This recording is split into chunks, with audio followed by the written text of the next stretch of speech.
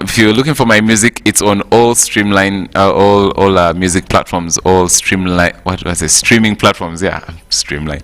So all streaming platforms. So Spotify, Apple, Deezer, Boomplay, all these different things. But if you're looking to follow me, you can find me on Chimera 516, Chimera 516 on Instagram, on Twitter, and on Facebook. So I thought those apps were for women, but not until I saw Chimera on Instagram, and I'm like, oh, okay. Yeah, no, like. But I'll leave him. It's okay. You don't have to explain. Felix, there's a way. So the way we do is you go where the people are. Oh, and if yeah, that's where they are, and there are people that are appreciating the music. So that's where. I mean, as long as you're using it for the right reason. Yes, that's the true. thing. But anyway, I'll let Sam do his song. Felix, you had to add one thing. Okay. All right, let's have Sam Chimera doing a performance. The song is called Up to Something. Up to Something. Yeah. Wow. And your 2022, I want you to remember God is up to something. So that's what I'm going to sing. Absolutely.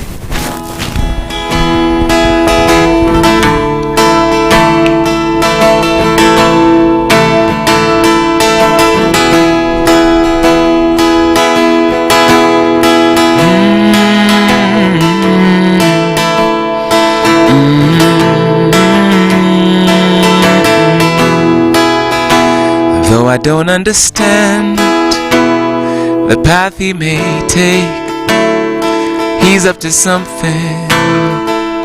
He's up to something.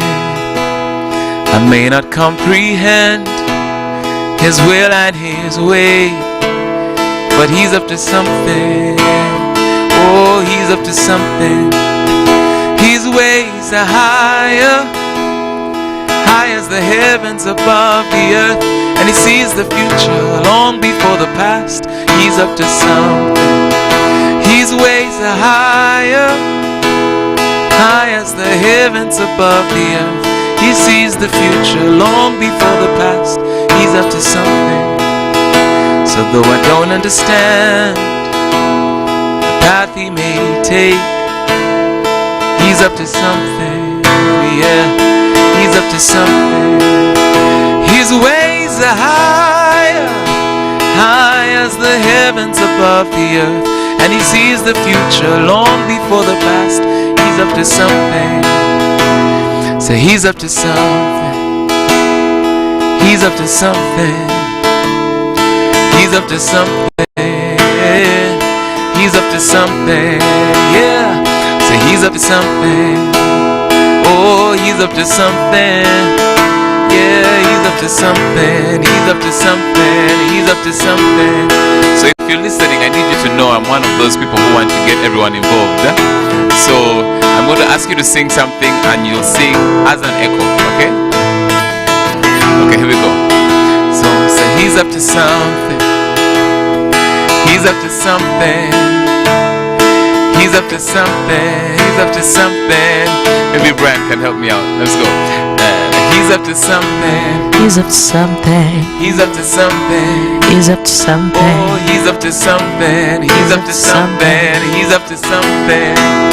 Oh, he's up to something. He's up to something. He's up to something. He's up to something. Oh, he's up to something. He's up to something. Something. A little bit louder. But he's up to something. He's up to something. Oh, he's up to something. He's up to something. Oh, he's up to something. He's up to something. He's up to something. He's up to something. So 2022. He's up to something. He's up to something. He's up to something. He has a plan for you. He's up to something. He's up to something. He's up to something. So though I don't understand the path he may take, he's up to something. He's up to something. He's up to what? Brian has like Uganda already. I know. Yeah. So remember, whatever you're going through, man, you know what? If stuff is tight, it's going to be better. Okay. Yeah. If stuff is good, thank God for it. Be grateful. Have a sense of gratitude. Have that attitude of gratitude even as you go through the year. But remember, if things are tight, you're dealing with some anxiety. No, I want you to remember, he's up to something. He's up to something. He's up to something. Wow! Wow! That's quite touching. It's a big thing. Like sometimes we always bother about everything around us, and you know, like when you read deep in the Word, you notice that because the reason why we bother so much is because we actually don't know what God is up to. Yeah. Apparently. Exactly. So when we get, how I wish we knew what God is up to would. But anyway, thank you, Sam. It's a good one. It's a good composition. Yeah. And now to Brian, the big man. Brian here is a, how do I say? He's a child of the ghetto. He's I don't know why. I don't know how true it is. But the most of the times I've seen him, I think he likes the area of Ronguja, Kosovo. I don't know what he does there. He's the ambassador. This guy and Levickson, I don't know what they have there. But you always go looking for in those places. That's where the gospel. Oh, really? Yeah, we come from the same church. That's where I was before. I planted another church somewhere. Wow. Yeah. Wow. Yeah. So now I know why Brian is always in the corridors of Kosovo. So people of Kosovo, your Calvins. Ambassador. It's a big deal. Yeah. Just so you know, he's a big deal and he's done nice music. So just as I asked Sam, I'll ask you, how's been this whole thing of COVID? The last time we met was quite a time ago. Quite a time. And you are doing so many things. How's been COVID? How's it treated you? I have seen God work. Wow. I have learned a lot from the Lord. I have learned a lot from other people. Yeah. And I've also learned to trust God more. That this journey is not just about faith. I guess COVID should stay. Yeah. this life they'll lynch you. It's not just about you having faith, believing God to do greater things. But even though He doesn't do anything, you still trust that He's God, He's faithful. His promises do not change because of the situations that you're going through. He's still good even when bad things are happening. I'm thinking what Brian is saying is that you don't limit God to situations. Yeah, you don't limit Him to situations. He's bigger than... He's bigger than... That means a lot, probably as we start the year 2022, and it says a lot on how we should have or perceive life. Like we can't limit God to good times when everything is going right, when everything is just going how we wanted it. Probably also God is great when everything is going wrong. And there's one preacher, I don't remember who it is, and he said that no one said everything was going to be fine. Well, why are you cursing? Why are you? Who said everything was going to be fine? Even for the Son of God, it wasn't that way. So when Brian says there's a lot to learn, and I guess I picked that from his experience. But of course, Brian has been also in studio, and I don't know if there's a studio in Kosovo. I don't know. Yeah, I guess he's been down doing some music, and would want to hear some music from Brian, my man, and also to probably share with us or speak to our hearts this morning. Brian, I'll let you do your thing. The song I'm going to sing is called Linda Yesu. So many times when we are going through stuff, we tend to quit on Jesus and decide to run our own race, and we find ourselves knocking more walls rather than leaping over them because we are trusting our strength, we are trusting our instincts, we are trusting our education, we are trusting our money. But I believe when you listen to this song, you will know that waiting on the Lord is what causes men and women to soar higher beyond any flood that comes against them. The Bible says that when the enemy comes in like a flood, the Spirit of God raises a standard. It is better you plug into the standard the Spirit of God sets rather than focusing on the floods that come against you. That's the only way you can win and overcome every barrier that would basically put you down. The song says Linda Yesu. If you want to listen to this song more, you can go on all online platforms, Spotify, CD Baby. You can go to Apple Music. You can go to my YouTube channel. There are many songs that you haven't heard about, but they will bless and build your soul to the level that God will give you room to receive more from God. Yeah.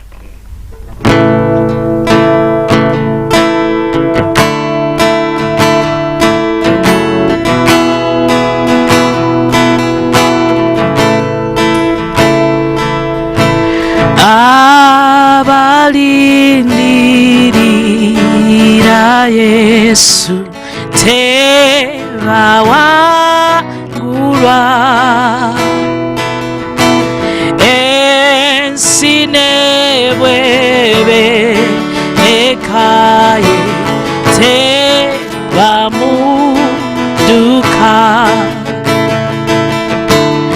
abalindirira Yesu tebawangulwa ensi nebwebe ekaye tebamuduka linda Yesu yalina amani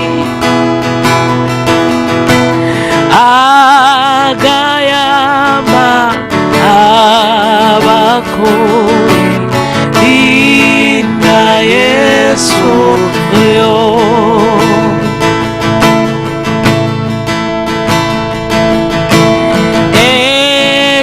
echisache to chinyoma china amanyi okulokola abakoye n'okubawonya linda Yesu alina amani agayamba abakoye linda Yesu linda Yesu linda Yesu linda Yesu yalina amani agayamba abakoye linda Yesu oya tukuma ye takowa era teyebaka obwesigwa bwe kigofe mwe tukwegebwa. You can sing along. Linda Yesu, linda Yesu, linda Yesu yalina amani agayamba abakoye linda Yesu. One more time, linda Yesu, linda Yesu, linda Yesu alina amani agayamba abakoye linda Yesu soyo agayamba abakoye linda Yesu soyo.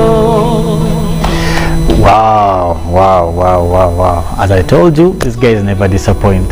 There is no point where you're like, over. So, Brian, thank you so much. That's a powerful song. It's a powerful one. And I know as a fact, some of these songs you guys do will be written in hymns, probably years that you won't be here. And when they leave to tell your stories, they will tell that you actually ministered. Like today, some of the songs we some of us who are in those schools where they have hymn books, you never think about the author, but you fall in love with the song. It means a lot to you. So guys who are composing, I think it's a good thing. It's a good thing. You guys are doing us good. And when I was listening to this song, I remembered one of the politicians. I don't know if he was joking or he was serious, but he said, "I've been since I've been a child, I've been waiting for God, Jesus, Jesus. I am tired." So,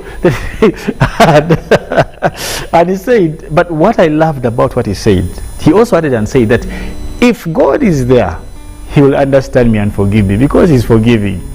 So he wrapped up his submission in the grace. He said, "I'll be lost in the grace somewhere there because I'm tired of waiting.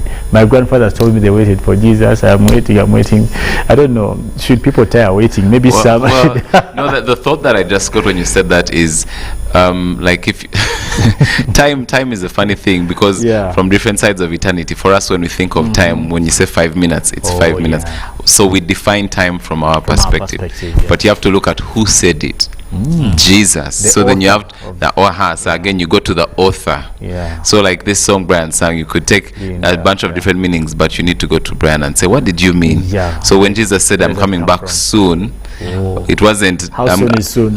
So then now we have to go back to him and ask that question. Oh wait, and I like how you bring in Linda. Yes. So wait for him, the one who said, the author. Brian, what's the inspiration? The inspiration. Did you hear this politician or after you heard this? No. The inspiration behind that song was last year I looked at many people who had gone through a lot of things, and I remember reading about Mary, I think Lazarus. Oh yeah. Imagine Lazarus being a friend of Jesus on the sick bed, and the sisters approaching Jesus to come. Martha, the sisters Martha and Mary, they approach Jesus to come and heal the brother, and Jesus does not come immediately. In their soonest time. In their time. I imagine how Lazarus felt. I imagine how Mary felt. How the sisters felt. Yes, they felt like our friend has betrayed us.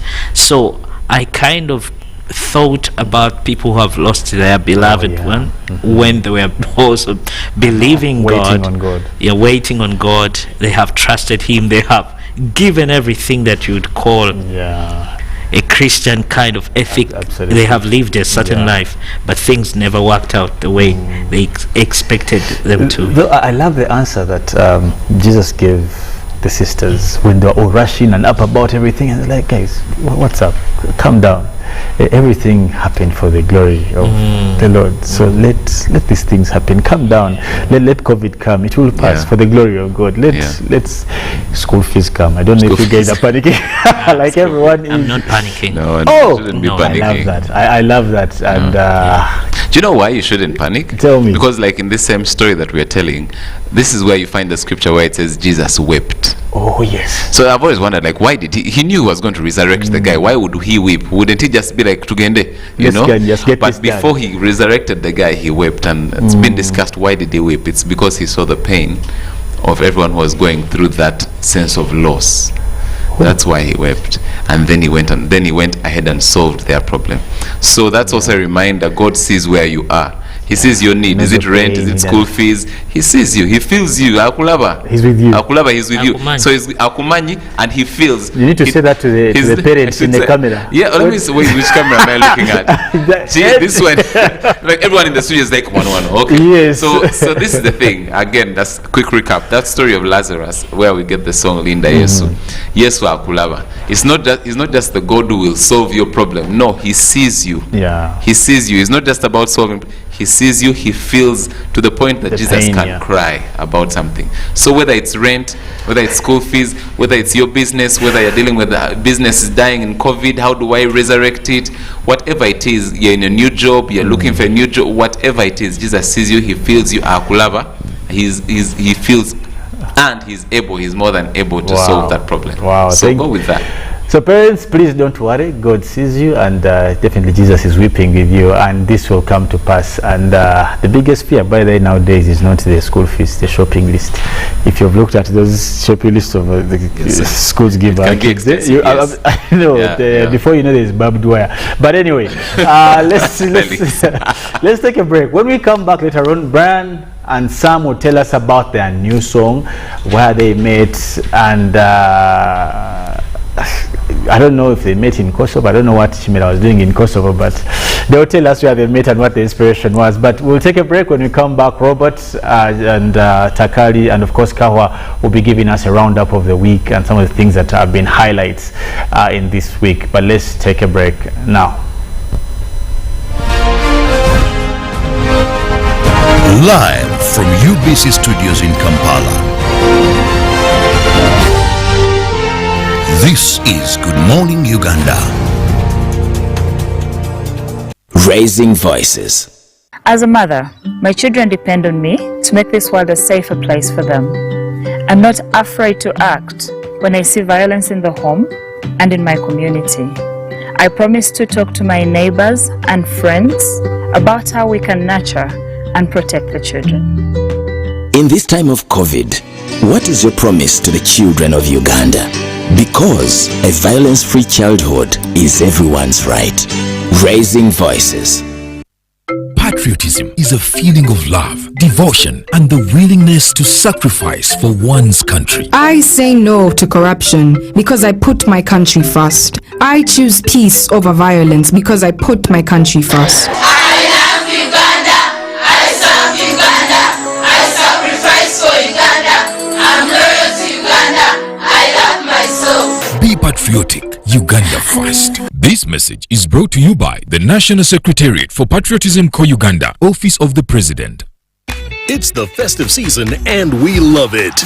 And that means it's time to celebrate with GoTV. Come with me. So get your GoCoder and GoTV value for 25,000 shillings to watch with the whole family. And if you're feeling extra festive, upgrade to our best package yet, GoTV Super. Something to look forward to. Download the My GoTV app for more information. Super. We all deserve a super festive season. And with GoTV, there's every reason to love it. Pick of the day on UBC, brought to you by. Their job is to keep you and me healthy and well. But sometimes they try in vain. How to get points? Just use MTN to make calls, send SMS, load airtime, buy bundles, or pay for MTN subscription services. Everywhere you go, MTN.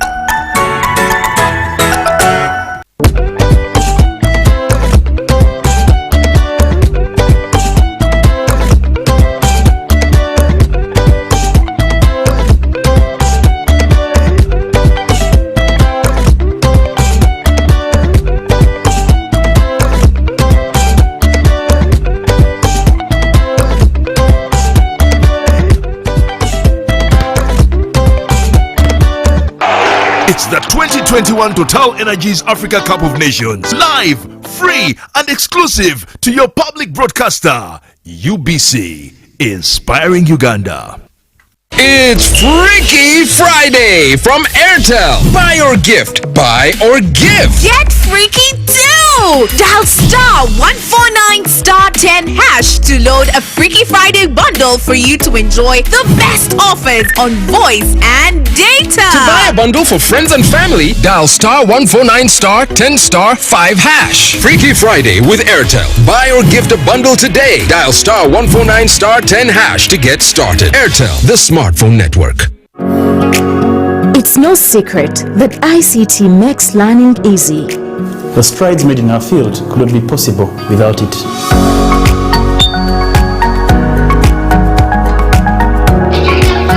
And now we can watch our favorite show. My radio is my best friend. UCC provides an enabling regulatory environment and policy guidance for healthy competition. We also facilitate ease of doing business in the communications sector through licensing, standardization, spectrum management, tariff regulation, rural communication development, and consumer empowerment. An informed consumer is an empowered consumer. UCC supports local content and innovations. Driving the development of a robust communication sector in Uganda is Uganda Communications Commission.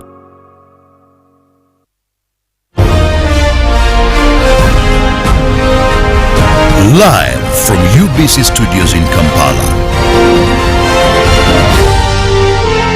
This is Good Morning Uganda.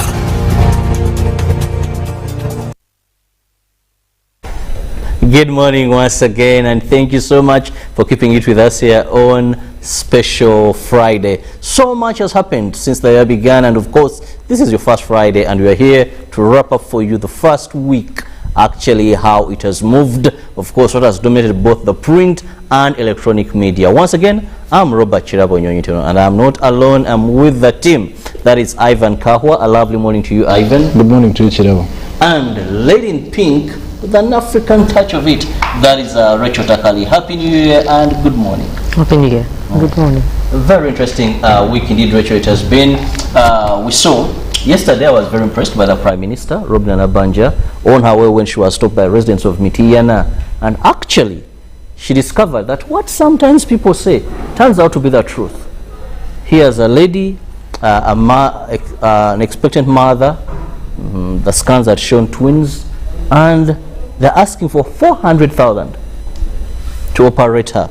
And the Honorable Minister reached there. He discovered, yes, actually what was needed was not in the hospital, was supposed to be actually gotten, and she had to contribute money. So those are some of the things sometimes. But of course also very interesting on the social media is this journalist donned in military uniform. Those are some of the things that are very interesting. But of course we will be discussing more stories, and let's start it off with the joy of many savers of the National Social Security Fund, where His Excellency the President of the Republic of Uganda assented now to the NSSF bill.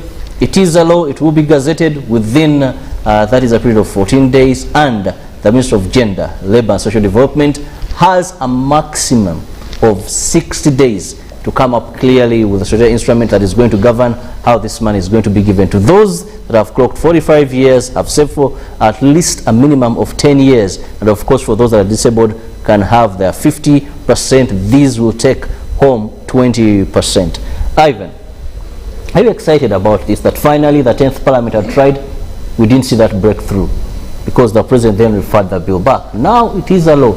Are you excited? That's how it was supposed to be. That people should be able to access their money when and as they need it. It's very important. After all, the primary purpose as to which they do save with NSSF is to help them at the time of retirement.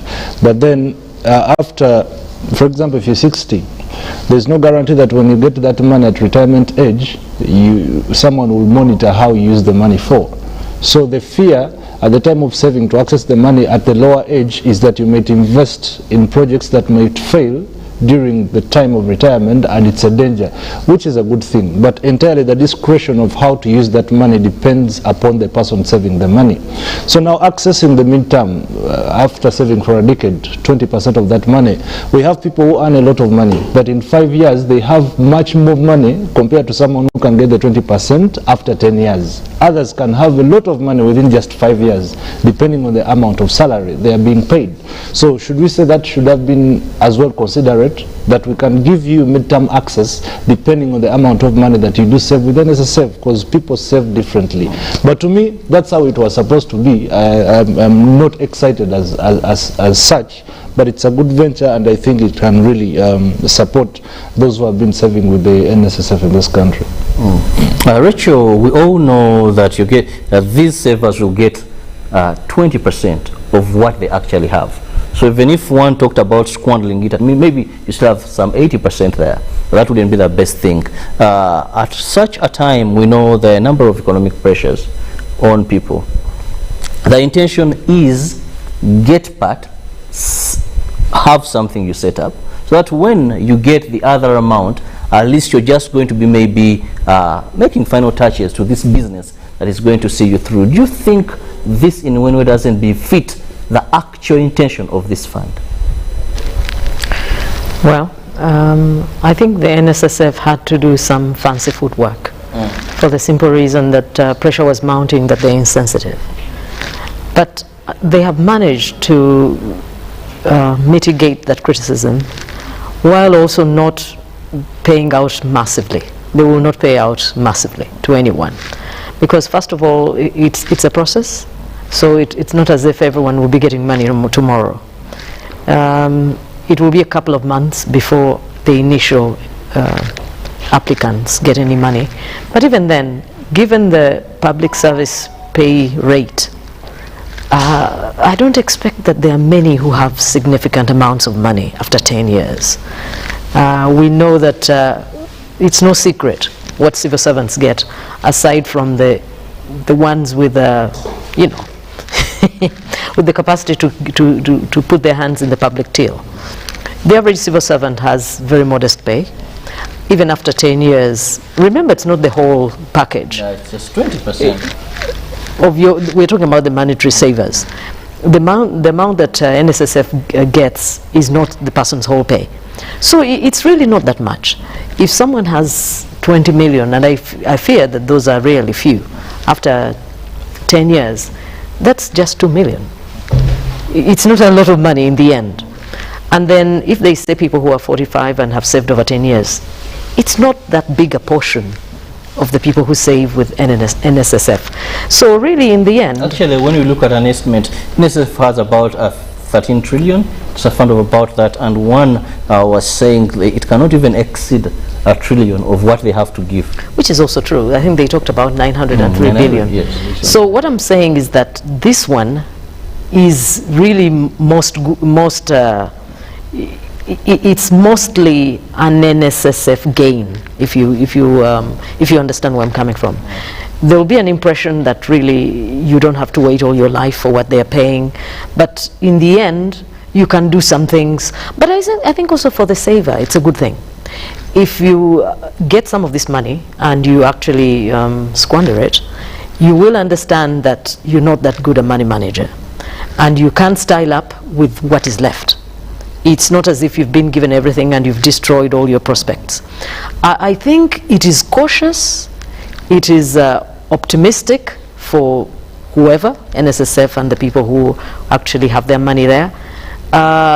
It's not a daring or bold move forward, but it is a decent start, in my view. Let's look at even the voluntary savers now here, where previously even employers would find it very hard, because now even if you've clocked, you can choose to still save with NSSF, and these can withdraw their monies at any opportune time that they want.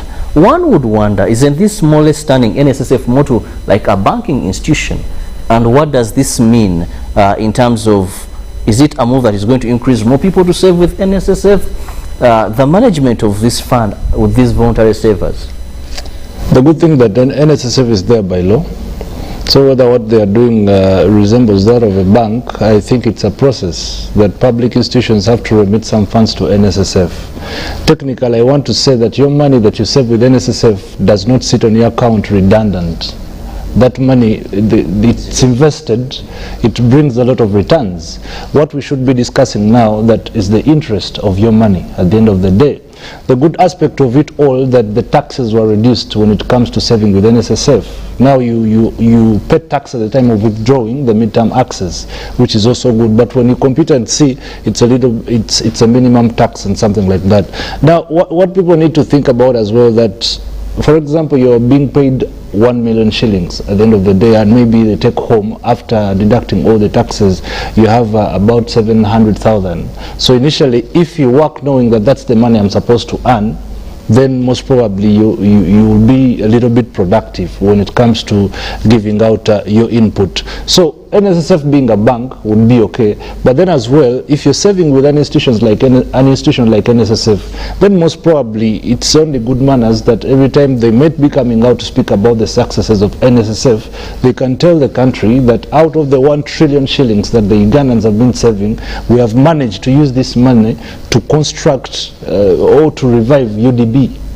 We have constructed a big hospital. It's going to help us. So we can be able to see the returns. But at the end of the day, even when you bring certain laws that either Ugandans are happy or not happy about them, they are comfortable that at least we have a hospital from our own money, so I wouldn't have a problem being taxed every time I withdraw my savings with NSSF. So I think that's the line in which we really have to go as Ugandans if we are to embrace certain things that are specifically doing with the money and being kept by institutions of government like NSSF. Well, we'll continue to wait for the Ministry of Gender, Labour and Social Development to come up with clear guidelines of how people, the beneficiaries, are going to be getting this money.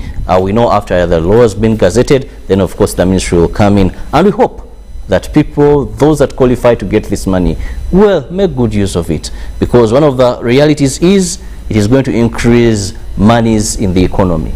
Because once people get this money, they'll spend it, and therefore there will be money in the economy. Now let's look at another interesting story of the week. That is reopening of schools.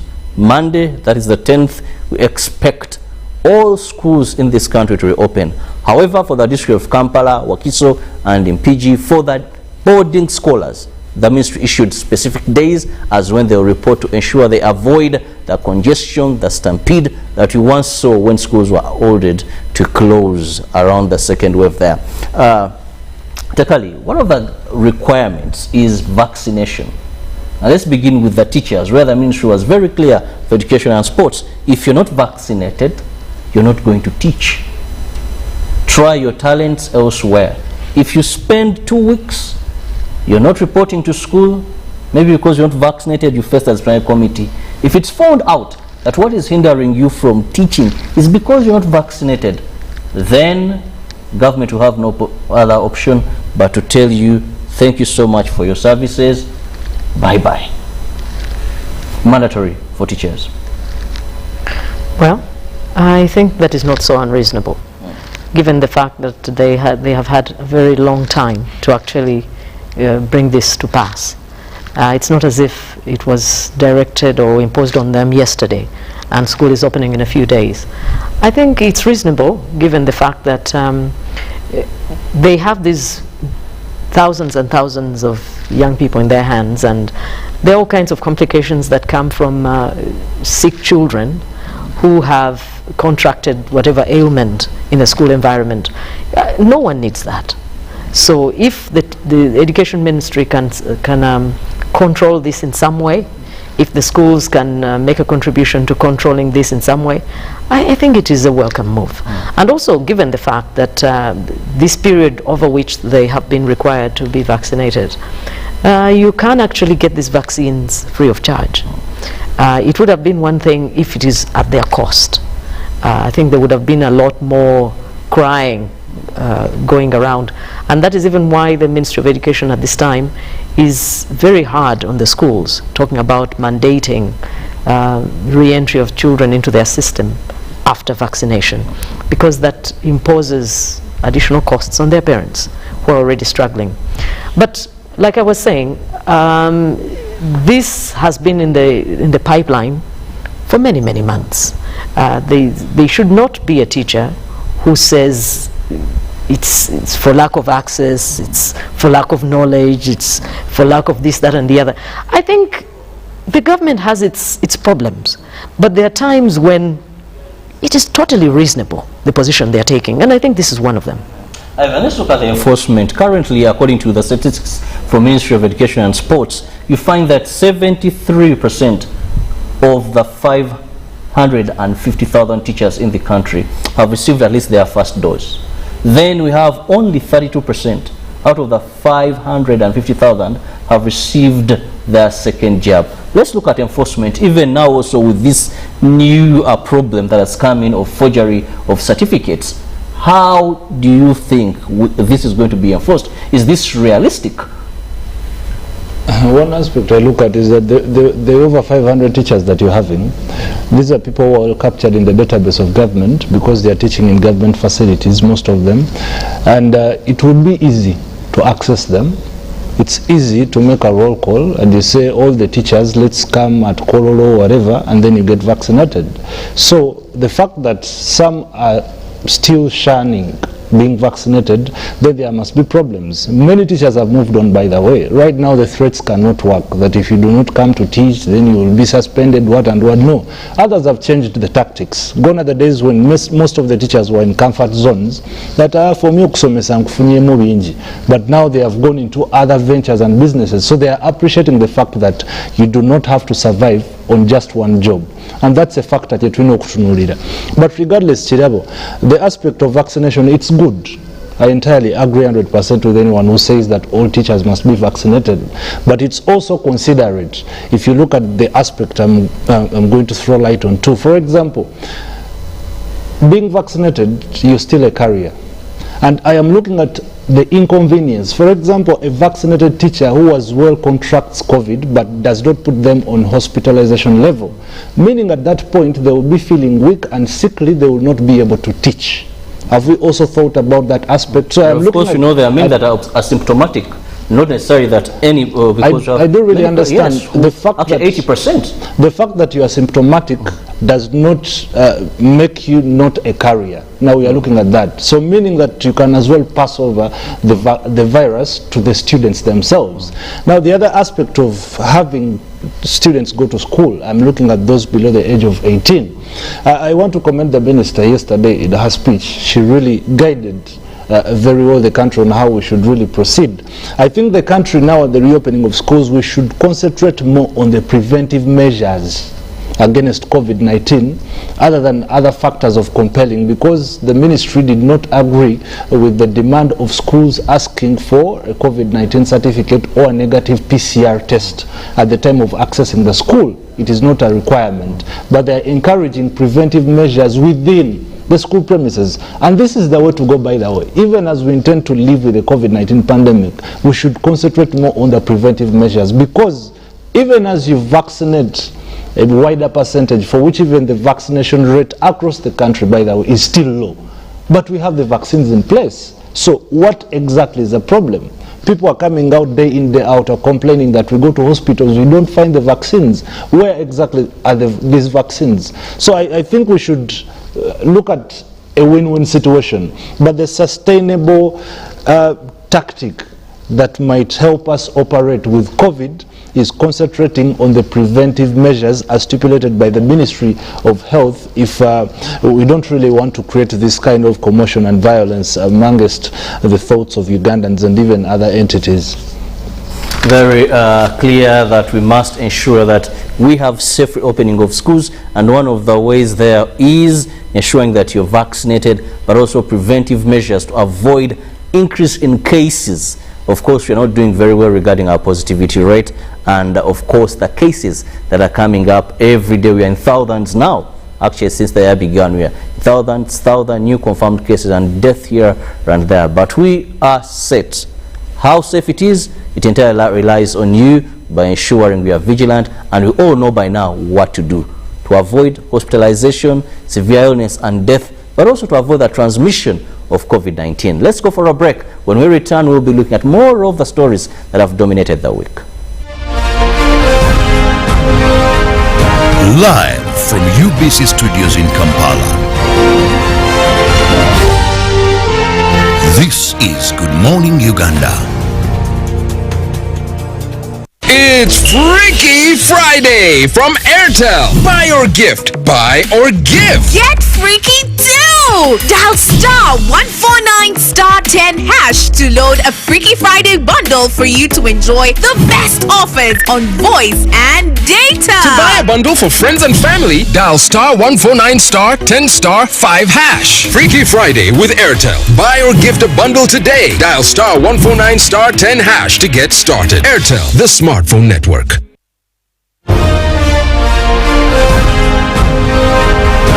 Live from UBC Studios in Kampala. This is Good Morning Uganda.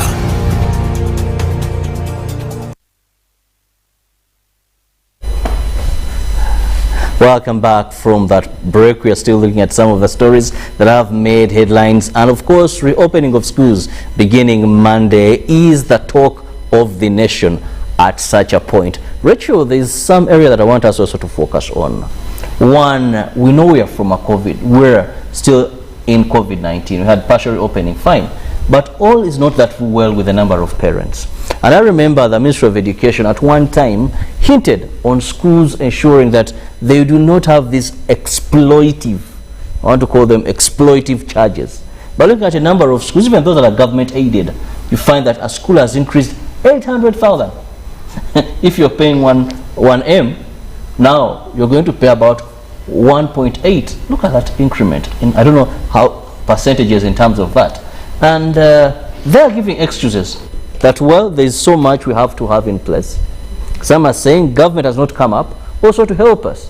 We are still going to have the bills we're supposed to be paying, high as they are, utilities we need. We've not had some waivers here and there. And of course, the parent, who is the client, has to stomach the burden. You know, we can't have our cake and eat it too. And I sympathized with the minister. You know, when you're talking about guidelines, and you're not in a position to say this is what will happen by morning and that is it, well, it's not her fault. This private sector led approach must be revisited. We're not talking about going back to the communist model where the government is 100% owns everything 100%. That is unworkable. That is what forced the Soviet Union out of business. However, the government must increase its footprint in the private sector. You cannot expect to prevail over people who have invested everything they have for their well-being, first of all. By the way, schools are businesses. So their main, aside from people who are career teachers, of course, and so on. But most of these people, it's called business sense. First and foremost, education is a byproduct of their business calculations. So what we're saying is that, look at government entities or operations that are run 100% by the government. Think of, for example, the business arm of the UPDF. We're talking about NEC and so on and so forth. You mandate certain things easily and quickly because you have ownership 100%. So in government schools, they can mandate many things easily and quickly because they have a significant investment on the ground. So if you want to increase your power over the education sector, you have to once again reinvest vigorously.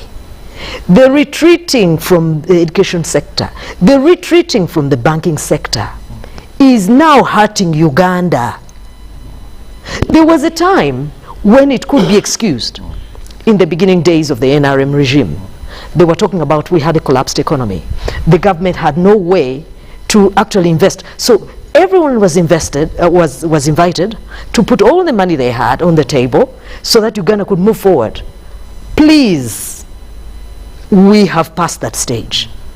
When the education actors are taking the country hostage, the transporters are taking the country hostage, every other sector has hawks who take us hostage. It is time to redraw this picture. It is not working. That is what I think. And I love the facial expressions of Takali when talking about that. In fact, it is time. But how do we do this? It remains a very hard mountain if you were to climb, because they will tell you, well, I have bills. Many schools actually want to look at how prepared, because a number of schools actually are not going to reopen. Some is because of loans. Over 100%, 100 schools in schools have been sold off. Sold off. I was looking at one of the school in Imbuya, I think it's Imbuya College something. And you see, it has been having about 1,600 students. They have run out of business. Preparedness, even when we just look at some of the possibilities, we talked about preventive ways. You're having a school that has nursery, primary, secondary, and maybe O-level reopening. This school, how are we going to have the social distance? How are we going to implement these SOPs within the confines of schools? How prepared are the schools? Let's look at that. also factoring in the issue that even there are those that are never going to open. You see, regardless, what we should know, that the economy has entirely been opened. You might look at students failing to social distance while in school, but even in public transport, the things, it's a mess. Even at their homes, it's a mess. Then the ministry releases high cases from Wakiso, Kitugumwea, and you guys are linking. So entirely, the drawing picture is... Your analysis is a threat that we may hit very soon. That is the 50% occupancy, bed occupancy of the intensive care and the high dependence beds in the country. Yeah, we are more likely to see that, but then it's as well how prepared our doctors and experts and Mulago and whatsoever to counter any situation if it goes out of hand. Remember, the president said once the cases hit high, we shall reverse, which is something you can expect, in other words. But then the issue of schools, Chidabo, you see, I would be comfortable if the private sector was always an escape route because government facilities are full. It gives us a notion that government needed to strategize that you have, okay, you can accommodate 60% of the students in the country in government facilities with top-notch services. The teachers are there, everything is there. So that before I think of going to that private institution that is hiking fees now of 2 million per term, I have an option of first going to a government school for which it gives the same service like a private school. But the fact that many of our schools are ignored because of the services that they give, not that people don't want to take students to government facilities, but the problems in there. The teacher. Another recommendation is, if you can't afford the fees in these private schools, then try the government schools. But then in the first place, why do you think that person has been teaching that kid right from childhood in a private institution? So at this time, should they say that now we are taking them to government? And by the way, those who have been paying sponsoring their students in those specific schools, they will still take those kids there unless the parents, by the way, come out to complain. This thing has been over-amplified by the media. It's us who are putting out the circulars that this is an increment. But why I agree with the Minister for Education that there are some funds that are put on circulars that are not necessary. For example, development fee. Why do you have to charge parents to pay for the construction of a dormitory, of another facility? There is certain income that we can get rid of, and this is where government can come up, by the way, with a strong hand. That can be halted from the PTA something, Smanya construction fee. Then you have library, bag of cement, certain things. Okay, in some schools the requirements are more than the tuition or fees. That's true. Even where I studied at university, it was the case. Tuition was lower compared to when you look at other expenses, library fees, Simanya sick fees, Simanya whatever, and something like that. There is a lot of money that parents pay, but it does not directly impact on the development of the kids, other than the tuition and the medical bill. Maybe library, you can excuse that, but there are other fees that we need to look at as government so that we can guide the private sector, that we agree, we do welcome the private sector into our economy, but please be considerate. This one you can ignore for now. Let's move with this, and it should be an agreement between the two entities so that we can achieve sanity in this country. I have to say, even before you come in, Mr. Chirabo, I have to disappoint Mr. Kahwa, because Kahwa, greed it is not negotiable. Greed is greed. When people get greedy, the money gets sweeter, the impunity gets worse. I have to disappoint you. So it's too late. These people will not come to themselves. They cannot even be reasoned into a good place. Only by law. That's what I am saying. That this argument of private sector-led development needs to be revisited. The government needs to decide where they will intervene, when, how, and when what parameters are violated. They've been on the sidelines too long, and it is hurting us. An interesting bit of the private sector this week that also came out was the commitment to ensure teachers in private schools that could have missed the COVID-19 relief fund get 100,000 each, and the town clerks and also the district chief executive officers are working, the ministry is working with them to ensure that teachers get this money. Brother and sister, Of all the priorities in this world, Uganda. Let me understand. Who brought this thing to the table? Wait. Private schools, Yes, primary. private schools, basically. Primary. All My private child, teachers, not primary. let alone that, whatever it is, I am paying 2.5 million. In 2022, they are reopening schools on the 10th. That teacher who teaches in that school earns about 1 million. And government comes that you want to give relief to that teacher, for which they have increased salary. At the end of the COVID season. Tuition, at the end of COVID tuition. This must be a serious Who brought this thing to the table? And why? These people have been crying for this relief in the heat, at the worst time. Now when they're getting relief, now they need... please, who brought this argument? He needs to be arrested. Well, we're still waiting. And of all things, 100,000? Yes. What difference will 100,000 make? Chirabo, you and I... They should give it to the teachers in the rural setups. Maybe. Those ones for government institutions, by the way. If you've been living in Uganda lately, and I don't know whoever drafted this thing, whether they're living in Uganda, but if you've been living in Uganda lately, 100K cannot do much. It's almost an insult. What's the meaning of this? Well, wait and see, but the beneficiaries, maybe they are ready and welcoming the initiative. I will also have to look at some of the stories that are trending in the print media this morning, and we'll be giving you more regarding that. And when I return, Rachel, Ivan, and I will be giving a final shot to wind up the events of the week. And of course, we are trying to ensure that we catch those very interesting moments that dominate both the print and the, of course, electronic media. Ivan, also another interesting story that we saw this week is still related to education, is the fact that curfew is going to be lifted starting with next week. Temporarily, I must rush to add, temporary lifting of curfew to ease, that is, children reporting back to school. Do you still have curfew? Yes. Chirabo, do you move within CBD or any other territory? Because every time I'm leaving work, I witness traffic jam at 9, 10. I reach late at home, and this 5 divisions of Kampala. You see, this I rotate around. This curfew is for vehicles anyway. It's not the first time it's happening. Remember, even in the previous lockdown, when the president was announcing a countrywide lockdown, he lifted curfew for certain days so that people can travel and go to their comfort places where lockdown found them. It's a good thing because people have to be transported and etc.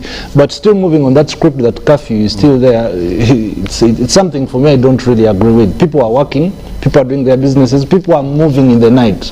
You know, I think even the enforcement now just gave up on it because talk about the enforcement. Anything about most of the roadblocks the checkpoints I used to come across are no longer there. Are no longer there. It could be maybe a bad day for you now to be nabbed, but otherwise it's still business. Yeah, sometimes you just have to give up because even now for the curfew, this time they are looking at the vehicles, so they'll be allowing the vehicles. But I mean, every time police comes, every Monday, police comes and says we have arrested over 1,700 pedestrians for flouting curfew. We have over 2,000 motor vehicles that we have impounded. Over 2,000 motorcycles. You know, so arrests are being made, but I am not seeing it in CBD.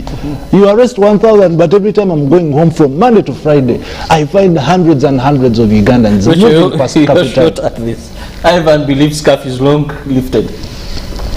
Well, as you said, there is a place for sympathizing with the law enforcement. 2 years is a long time. They're exhausted.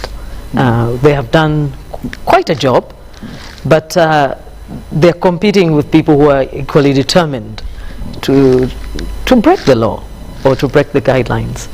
I think it was always to be expected. The people have been fed up with this arrangement for a long time. The law enforcement, they are also human beings. If you're fed up, they're also fed up. Because dealing with quarreling, angry, contentious, threatening people for 2 straight years it's not a walk in the park. So really and truly, mentally, like he's saying, psychologically, the people were out of curfew many months ago. It is only the bodies that are increasing on the road. But in psychological and mental terms, the people freed themselves a while back. So it is not surprising in any way, but it's still a good gesture. It's still a realization that the government understands that goodwill is important. Showing every now and then that you owe it to the people to be good to them is a good thing for any government to be part of. Well, curfew still next week will be lifted, and that is to ease, temporarily lifted to ease, that is movement of students reporting back to school. But interestingly, it will also just be a few weeks, then we shall have the economy free open. Nightlife will be back, except that is for the motorcycles, that will still be ending at 7 p.m. Let's take a look at some of the stories in the dailies this morning, and I'll begin with the New Vision. Very interesting story there. NRM opposition debate plan on voting president. Okay, that is a story there. Big headlines. Opposition politicians protest move to amend the constitution, where the president is voted by members of parliament and those from local governments. Then Wakiso suspends coronavirus vaccination. Details on that, why Wakiso chose to suspend coronavirus vaccination. Still looking at the story at the New Vision, we have 6 municipalities, MPs, and over 9 billion illegally. So 6 municipalities, members of parliament, and over 9 billion illegally. We also still look at in the New Vision, they still bring you schools stopped from mandatory vaccination test on students. That is something we've discussed, where the ministry was very clear. A PCR, a negative test, is not a requirement for one to attend school, that is the students. Then Speak finds favor in Buganda, that is the Queen Mother, and Nema halts Nightil Ginger's activities. Well, the stories of pollution there, and Nema moved in. Moving to the Daily Monitor this morning, Uhuru Rai, okay, this is the Daily Nation this morning. Let me first look at the Monitor. If I go to the Daily Nation, government stops COVID tests for students, and also we have police defy court order to release, that is Rukira Basaija, and Police Land Commission chairperson speak out on office saga, and also more opportunities are there for you in the Daily Monitor this morning. Job opportunities there. Moving to the Daily Nation, a paper in country, we have Uhuru Raila Kondipi Ruto on coalition bill. Still so much on politics in Nairobi. Soon they are heading for their elections this year. The other members of Odinga's campaign team, they give you more of that. Then DP step up efforts to win over Mudavadi. And still the Daily Nation brings you, we are trade more with China, says the president. We are to trade more with China, says that is the president of Kenya. And Saudi foreigners in airport drama. These and more stories, you can only get them when you get a copy of the dailies that is today. But we ensure we keep you informed every weekday with what is happening. So make a date with us. And it is Special Friday. We also spice it up with music as well. But as we leave in just a minute, Rachel, your final shot. Well, I have to commend the Minister of Education for trying very hard with really trying to guide the sector as a whole. But at the same time, I think the people who have worked very, very hard to confuse everyone and to, I don't know what the intentions could be, that is social media. Really, they have outdone themselves, countering every statement by the government and twisting every fact, and it's really bad. Something needs to change there. Ivan, your final shot. I would really call upon Kampala Capital City Authority to work up in arms to see that they revive and reorganize the operation of border business within CBD. That is one aspect I think they have really failed out to work on. For the last 1 year, they have been talking about gazetting stages for borders, and it has failed. We need to go digital in this time to regulate that business. And even the vendors, look at the non-motorized transport corridor. It has really been having a lot of challenges. It doesn't serve the purpose it's supposed to do. So let's take care of the vendors as well. Street kids are still a problem in CBD, and the things are always there, but government remits funds to address such things. Pollution of the environment within Kampala, noise pollution, bad vehicles that are in a bad mechanical state still on the road. We really need to do a lot so that we can regain the sanity of CBD.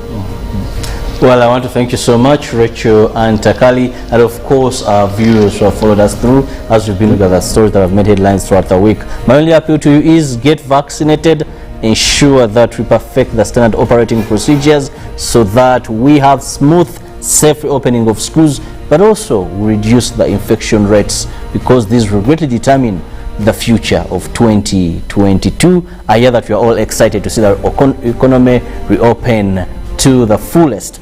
Well, I'll leave you with Rachel. I will leave you with Molen to take you through that is weather and nature. Good morning. Live from UBC studios in Kampala. This is Good Morning Uganda. Raising voices. Like other fathers across Uganda, I'm standing up to say no to violence against children. I commit to give my children a violence-free childhood. As fathers, we can make Uganda safer for our children. I promise to speak out when I see violence. In this time of COVID, what is your promise to the children of Uganda? Because a violence-free childhood is everyone's right. Raising voices.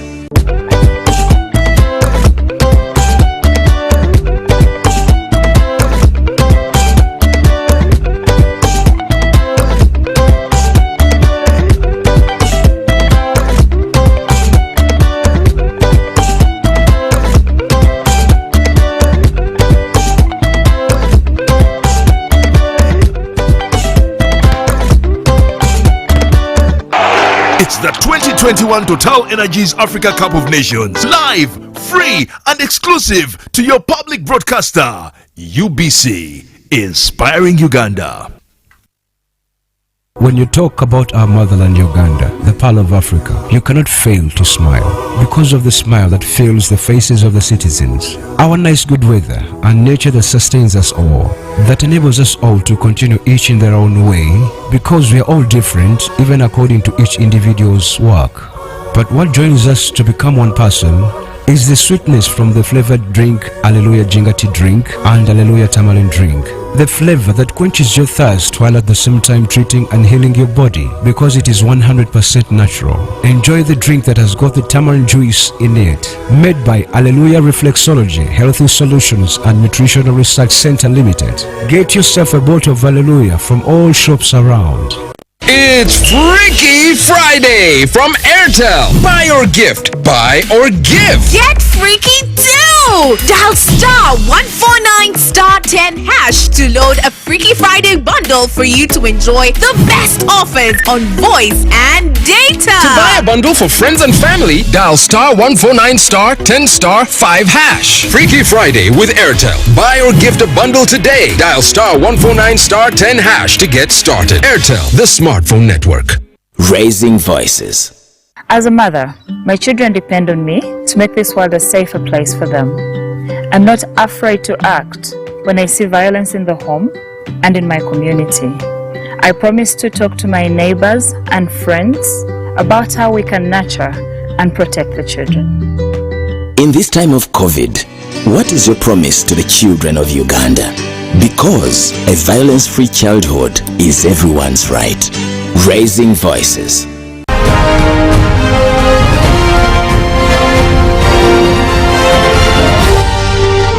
This is Good Morning Uganda.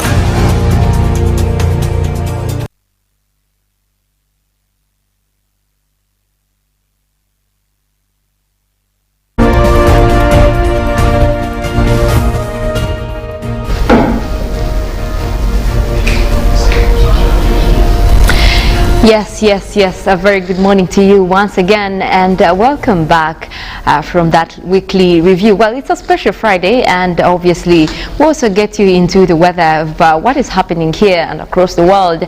And we want to start off with what is making headlines this morning, and that is the number of lightning strikes across the northern pole. And this is an area right now that scientists are focusing on because it is proving to be quite a contribution when we're talking about the climate crisis that we have.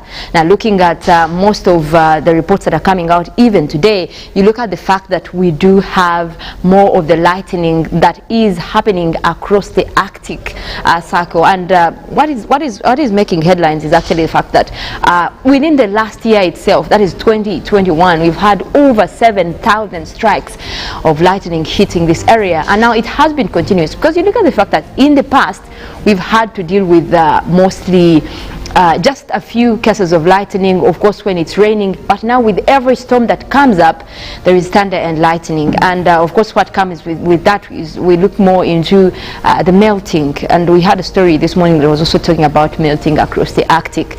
But also, even that is making much of the contribution to what the World Meteorological Organization is giving us, and also a report from NOAA. Now, this came out in December, that is last year, still on the analysis of how 2021 has been like across the northern pole. And our worry about the Arctic is this has been a place that has kept the ice sheets in place. It has been snowy. This is one area you can count on the ice.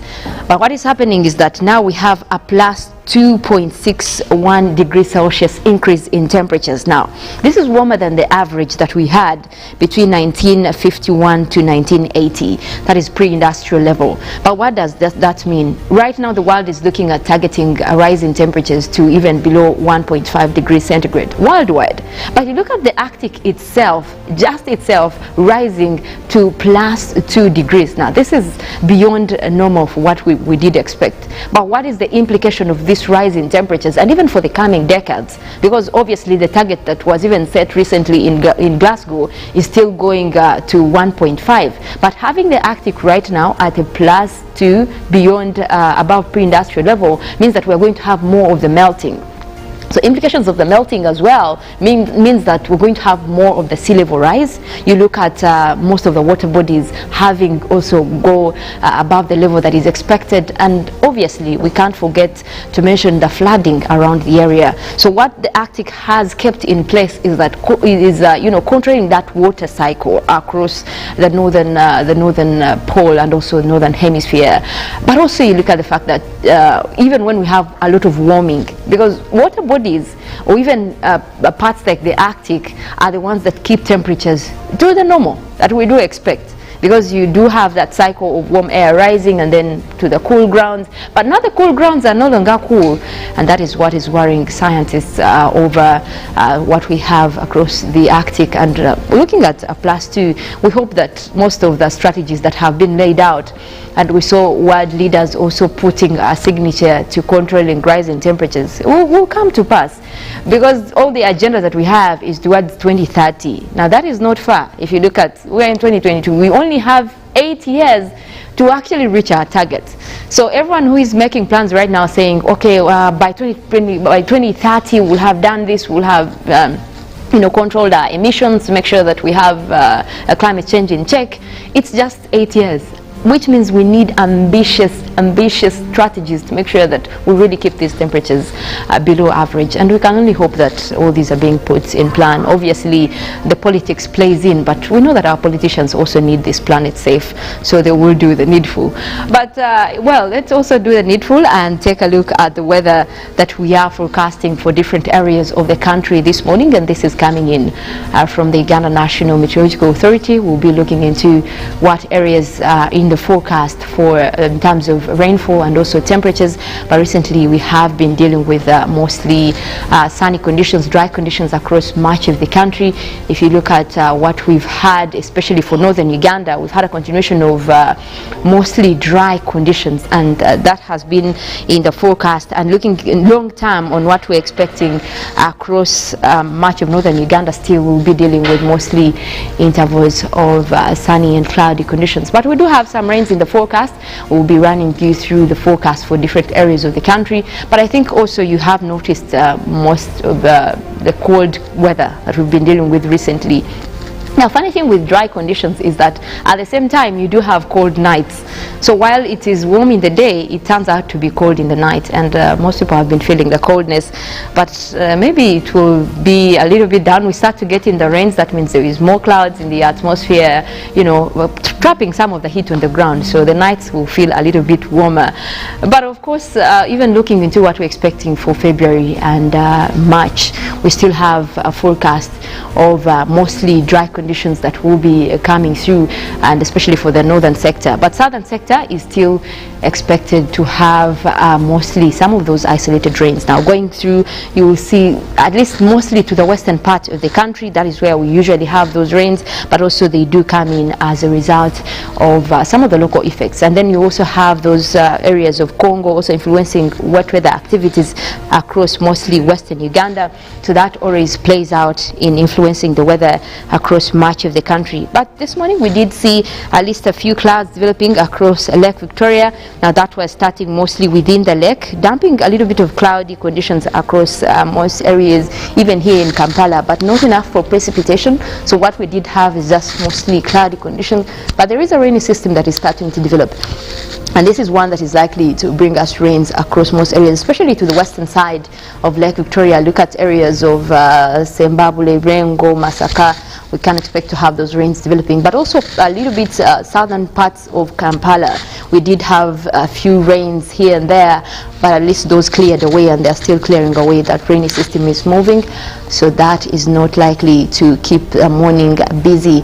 But we will have more developments in the afternoon, especially to the western part of the country. You see the grey skies there, open skies, meaning we're having mostly sunny weather across eastern Uganda, across the north and northwestern Uganda, across Arua, Gulu, Padel there, Kitgum still dealing with sunny conditions. Now that area has been continuously sunny, and that is what we were talking about in terms of dry weather for much of the country. But we do expect to have more of that continue even throughout the afternoon. We'll look into the forecast for different areas of the country and take a look at what is expected for this morning. But I can tell you at least most areas will continue to deal with intervals of sunny and cloudy conditions.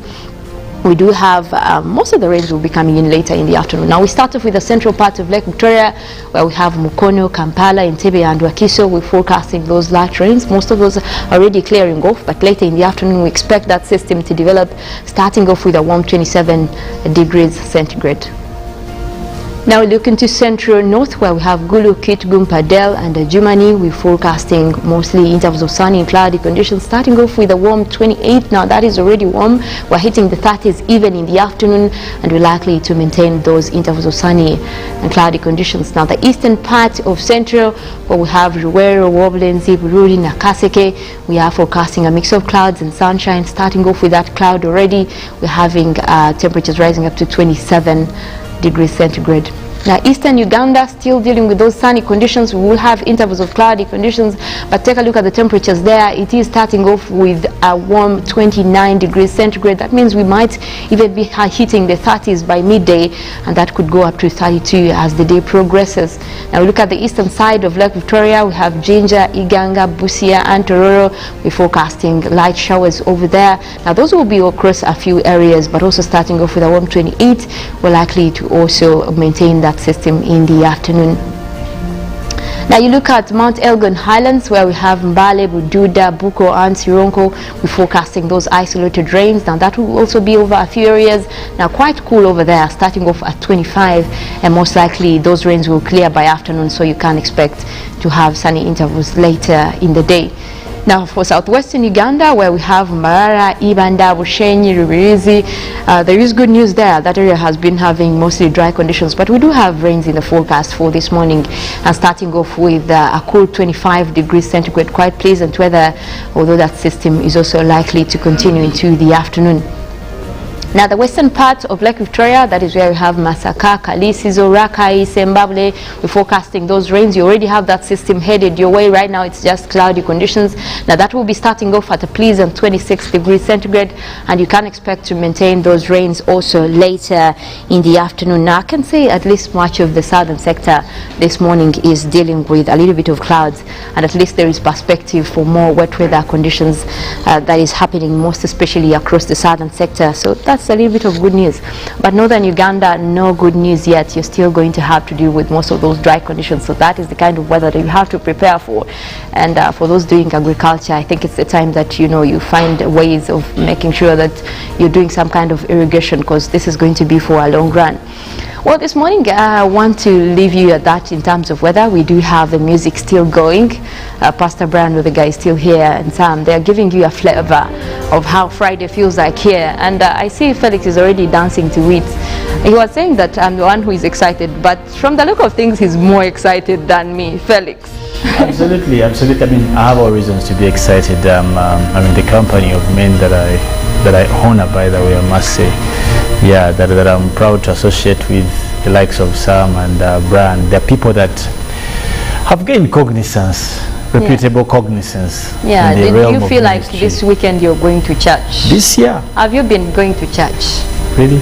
why People have been in church and now they're stuck to that. You could be one of those. I know, man. We're supposed to be goes now, but anyway. Yeah, I go to church. Apparently, every time as I've grown, I've noticed that I appreciate God more, I think, in my own silence. I think I didn't ever get to understand God in the crowd of church, honestly. So I have reduced a bit, I'll be honest, with the times I go to church, and I think that has helped me improve my personal understanding of God. I don't know. That's just for me. And we need more prayers for you. No, I need this guy needs more prayers. The faith is going down clearly. Okay, your faith is when did you last go to church? Oh, last Sunday I was at church. Before last Sunday. Where were you? You said when was the last time you were at church? I told you the last time I am the church. Upon me, God will build this church. I'm the rock. All right, I'll let you take on the music. But anyway. Live from UBC Studios in Kampala. This is Good Morning Uganda.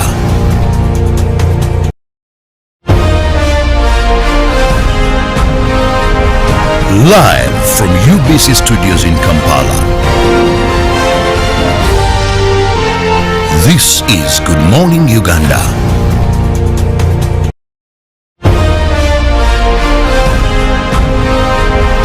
Live from UBC Studios in Kampala. Came on and that is, I think, Cricket Gargano came out and said our school premises have more limitations, have more guidelines, and kids are kept in one place, and there's a lot of control which is normally not at home. And probably it's because of world has changed. Guys have to fend for bread and what and all these things. Yeah, but I don't know. Also, we had someone coming out. Actually, this is Joy Desire comes out to say happy to have Pastor Brian Lubega again. He's extremely humble. Sometimes, as I told you, Pastor Brian is humble and he's almost not present. I don't know if it's a good thing or a bad thing. And of course, she also goes to say, I agree with you, Felix. Schools are better than homes because kids get full attention at school, and at home they get divided attention because most parents have to go to work and hustle. That's equally true. But also, we had one that is Nisabire. Okay. Oh. Hello guys, thanks for the show. I love Pastor Brian, I love Sam, and please pray for me. Negwanga Lyafe. Okay, that's then of course many messages which we can't exhaust many of them. But just before we get into the beautiful song that today we want to make the topic of discussion, our matter of discussion. You know how those political shows be like today NSSF bill, to today our topic of discussion. Tell me about that. How long does it take? And some parent was like, can you imagine these guys? After you pass the road, now you're telling us 2 months. Where did that money take kids back to school?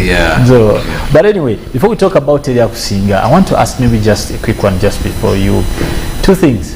Are kids more safe at school or home? Maybe I'll start with Brian.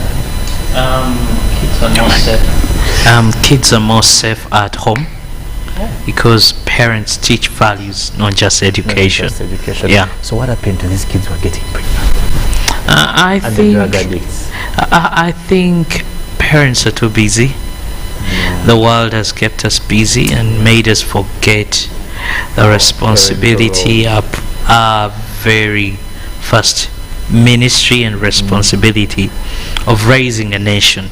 Because when you give birth to a child, you're giving birth to a nation. Absolutely. So I believe maybe because of scarcity, pressure, but money can never. I have some Muslim friends, and I love the way they say it. There's a way when it gets to the extreme about the world, they say dunya. I love that particular expression. And maybe now just to do you have children, Sam?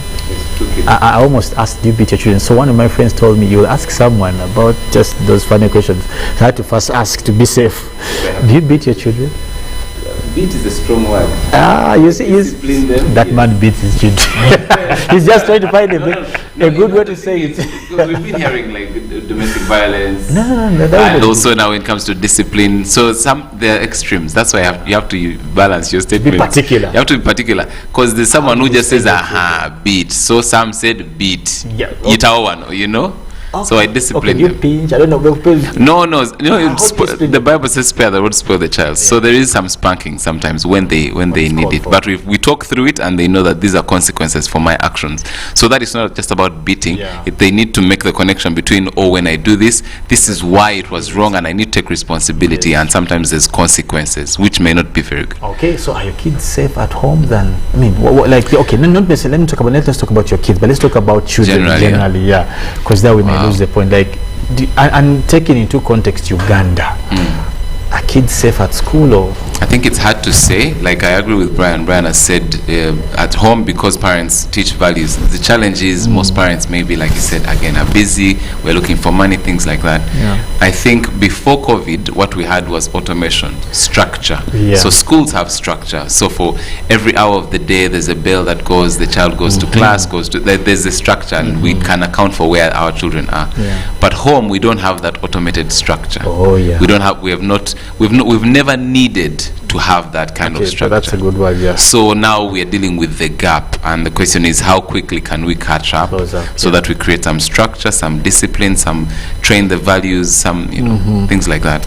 Ideally, they should be safe at home, but we are finding that it's not automatic that they are safe. We have to be intentional. There's a lot to do. Actually, one of the saddest things is looking at a child that has lost it. I have had interactions with parents, and it's very painful. So probably for us here, we encourage all parents to look at parenting as a full-time job. Right. And I think that's where we normally miss it, as a full-time job. As you plan to go and be someone's lawyer, someone's doctor, please also plan be someone's mother, parent. be someone's father. Wow, I like that. I think it's key. But anyway, these guys did a song for 2 years, I am told. I don't know. I kept on thinking this song was supposed to be 26 minutes, like one of those songs of Paul Cafedo or Masude. So, and I'll start with Brian. What took you? What were you doing in 2 years? You didn't have transport to move to where Sam was outside. I'm thinking, were you looking for? Looking for a studio or what? I don't know. Yes. What do you mean? There is a scripture that says that for one to get butter out of milk, milk has to be beaten. So there are times when you have to beat the milk until you get the butter. Absolutely. We had to find a way of making this song not just juicy, but wine. When someone fine wine. Now, Brian, when did you test wine? I don't know. I didn't see this thing, Brian. I test it in scriptures. The wine of the word. Come on. Scriptures kind of. The way you said it, the beauty of the wine. It doesn't sound like the scripture. But anyway, scriptures have the way they bring the real Okay.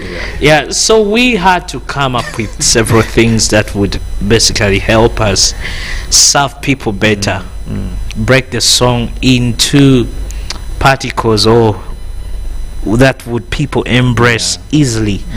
We didn't want to produce something or have a video that is complicated, that makes us artists. Sit on a big chair, that big coat, that makes people our fans. But we wanted to do something that makes us that we are a family. We are your brothers and sisters. We are here to serve each other. So it's like we wanted to write something and record something like we are the audience together with the people. So Brian says this song took this time because we are trying to beat the milk. And he says, I will not talk about the wine. but I mean, I'll keep to the milk. So what, like how was it? Just please take us through this time, because the truth of the matter is that this song is so beautiful. Thank you. It just took me one time to listen to it to know it was a beautiful song, and I didn't even care about what anyone else would say. I didn't need an opinion. But that's the truth of the matter. All I wanted was my opinion. So that's why I'm interested to know, like, this time, and it speaks into the purpose of time. So can you just take us through? Very excited. I was listening to the someone, then now you have changed. I told you. The purpose of time.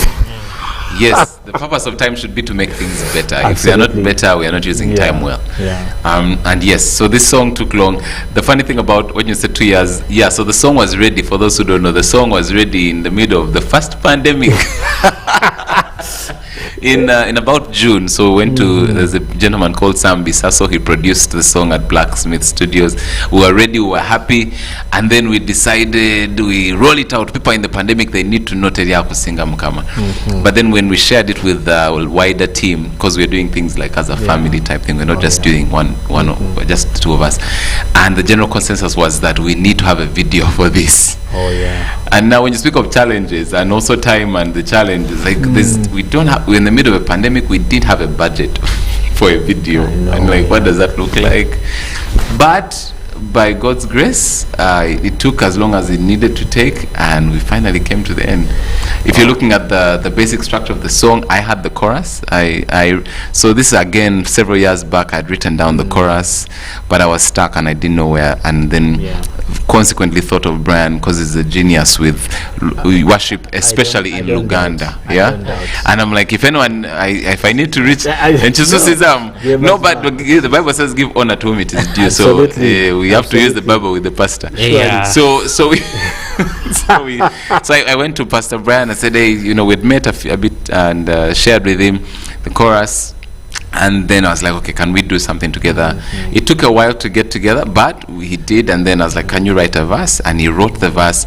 And as soon as he had the verse written, it just sort of like opened up. Everything just and it really came together quickly after that. So that's the story of the direct song, but it's a whole journey. It is, and for some of you who have not watched this song, the video is on point. The camera work, the editing, the cue-ins, the cue-outs, everything was just good, and definitely we would want to hear. And Sam and Brian were telling me outside that they have different versions of this song. Very soon you will hear them in Lusamia. I don't know if you're going to do the 52. Now they are modern. We have also the Bavanjime. The Indians want to be a tribe, so we need a Patel to come and do the translation. So I don't know if you want to first do the other version before we do the actual song. I don't know what. Well, maybe let's talk about why are we trying to do it in so many languages. Absolutely. So there was one official version, and we did it in English and Luganda. But we have he was talking about family. The goal is not to make you fans. The goal is to remind us that we are one body, we are one family under God, and there's no one like our God. Is sovereign. But we have this idea because we have so many tribes and languages, and maybe Brian can diversity. Just talk a bit about that. When you look at, I love my nation. I love Uganda. And Uganda is my first priority. Absolutely. That's lovely to say. So we thought about having this song sung in different languages. And as we told you that we want to someone to sing this song even when they are on the farm. Oh yeah. Even when they are walking, even when they are on the bus, in any language, so that they don't feel like I need to go into the studio. To the Luganda and the English. Yeah, because we believe that God can use a song to speak to a nation. And shape a nation. Oh yeah. There has been a voice going on in the nation, corona. But there is something above corona. Wow. And every language, every tongue can still confess that Teddy Dala Mwenkana, in spite of what is happening in our nation. Wow. Yeah. So that's what happened. And we want people to translate and have their own challenge. You can tag us. Yeah, sing Facebook, sing the chorus. Like, it would be nice to hear, like, sing the chorus in your language, because we're just here in the break, and Molen was actually teaching us. She gave us the translation in the Runyankore, and I was like, wow, beautiful. And the funny thing is that is also may not be very good to these guys. That the song may sound much better in the other language than the language they did it. Because I was listening, these guys do the Kinyarwanda bit. I'm like, probably the song should have been in Kinyarwanda or something. And when you sing the Kinyankore, you maybe it belongs to that language. We were at a different station, and someone was from Rwanda. Their heritage is Rwandese and Rwandan, as they said today. And they gave us the translation, and it's beautiful. I say, Imana, and then we played it for Felix, and as soon as that is like, it sounds better in Rwanda. Honestly. But anyway, it's a good thing. Just lastly before we listen to the song, music, we never get to fully utilize the power of music. Like when you see countries that have been war torn, the most healing balm for them has been music. Because as Brian said, it surpasses the ideology of individualism, but it brings into the concept of family. Wow. You've seen what happened in apartheid. The Lucky Dubes became most famous around those times of apartheid, because it's a song about black and white, the Bob Marleys. And mostly when you go to Congo here, these Congolese are good guys in guitar and instruments because of the life they have lived. And I think when Brian talks about the song bring together a family of people, I think it's like, is that Christian song that sings a family of friends? I think that's something. It's a good one. It's a good one. So I don't know, you want to start with a version? No, let's do the Luo version. There's so many languages in Uganda, so we've just picked up a few, but we're going to do the official version, and then we'll sing some translations for you, if that's okay. That's fine. And people shouldn't laugh when we sing and if we sing your language a bit differently, you laugh. We you just go laugh. to their handles and tell them what they did wrong. Just record the real version and send to us, and tag at Brian Vega Music at Chimera 516. But let's do this song, and then okay, let's do the original song, right? Okay, then we shall have the different versions. What we've picked up anyway. So that's cool. Yeah.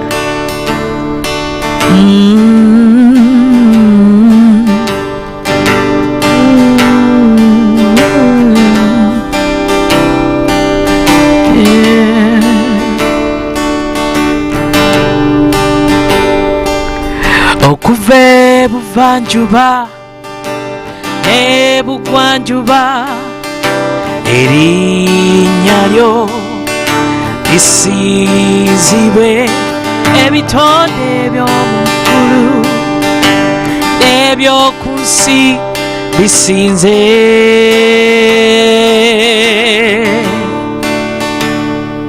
ti Mukama teryakwenkana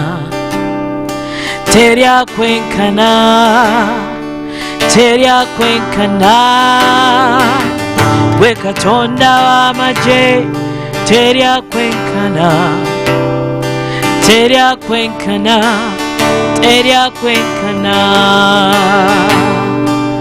From the rising of the sun to the moment when it sets, let all creation praise and bless your holy name.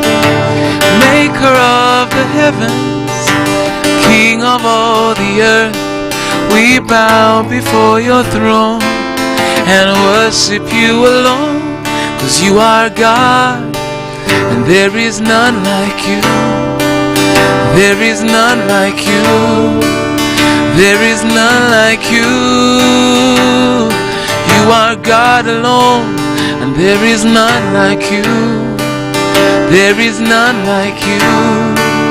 There is none like you. Mukama, Mukama, Teri, Teri akwenkana, Teri akwenkana, Teri akwenkana, gwe Katonda w'amagye, Teri akwenkana, Teri akwenkana, Teri akwenkana. Mukama, Mukama, Teri, Teri akwenkana, Teri, Teri akwenkana, Teri akwenkana, gwe Katonda w'amagye, Teri akwenkana, Teri akwenkana, Teri akwenkana. So at a station recently, and we found a Rwandese lady, and she taught us this is what the chorus in Kinyarwanda. Imana, yeah. Imana na ukurusha, na ukurusha, na ukurusha, ni wowe Imana na ukurusha, na ukurusha, na ukurusha. Sing it with us. Imana, Imana na ukurusha, na ukurusha, oh, na ukurusha, na ukurusha, niwe Imana na ukurusha, na ukurusha, na ukurusha. Then there was Runyankore this morning. Ruhanga ni. Wait, just give me a second. I know this is live TV. Say Ruhanga. No, the Nyankore can be complicated, so let me read. Boys morning. She said Ruhanga tihari hakuri. Tihari hakuri. No, tihari hari kuingana. Ah, yes. Sorry about that. Ruhanga tihari hari kuingana.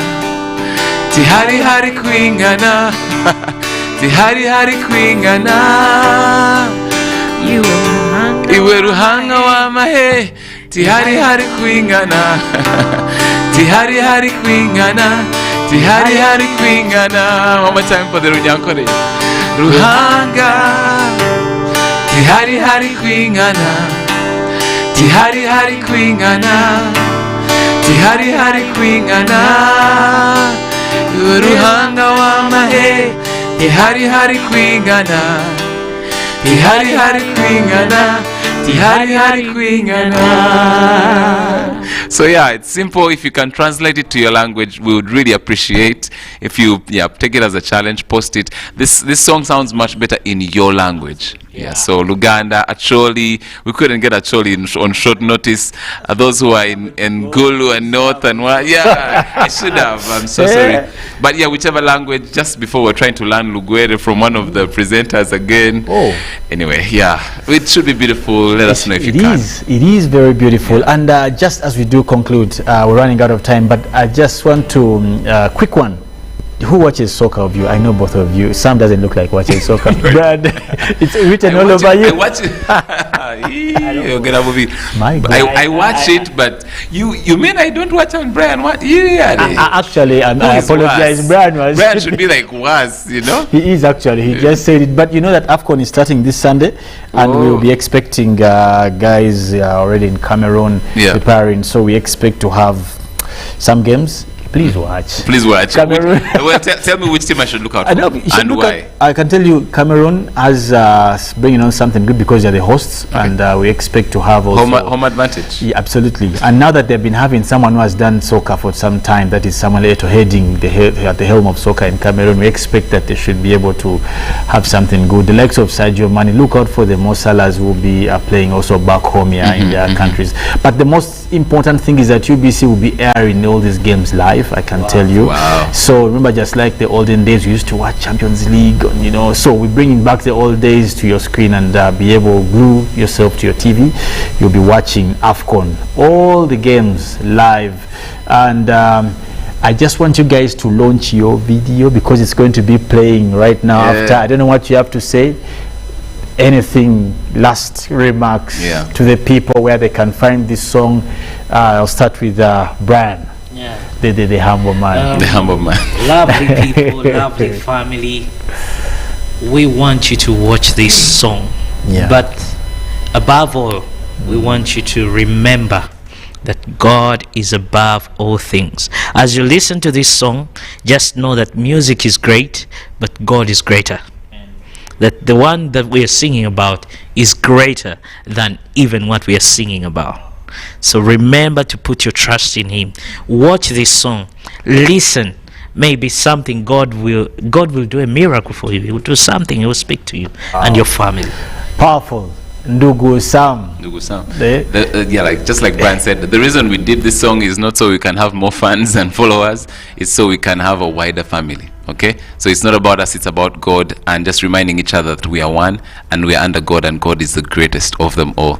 If you're looking for this video, you can find it on YouTube and on all streaming platforms. YouTube, just look for Brian Lubega, just type that in, or Chimera.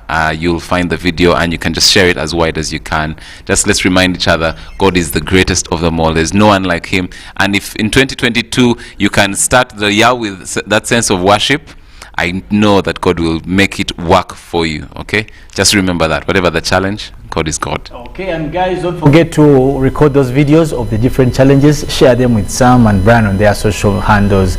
And Brian, are you on Instagram? Yes, he is. My God, are you on TikTok? And please get on TikTok. I would love to see Brian on TikTok. Please record those videos.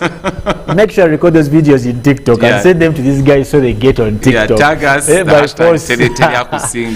you want Teddy Akusinga challenge, they shouldn't forget to put on the gestures of their culture when you're singing. Maybe in your culture. That would be lovely. That would be lovely. Yeah, put the gestures of your cultures. Anyway, now let us premiere the video of Teddy Akusinga. Thank you. By Sam Chimera and Brian Lubega. We know that this will definitely minister to you and change your lives. There's no better way, as I said earlier, to start your year than this beautiful song. Now, see you when we meet. Absolutely, when we meet. Let's listen and have a look at this beautiful video.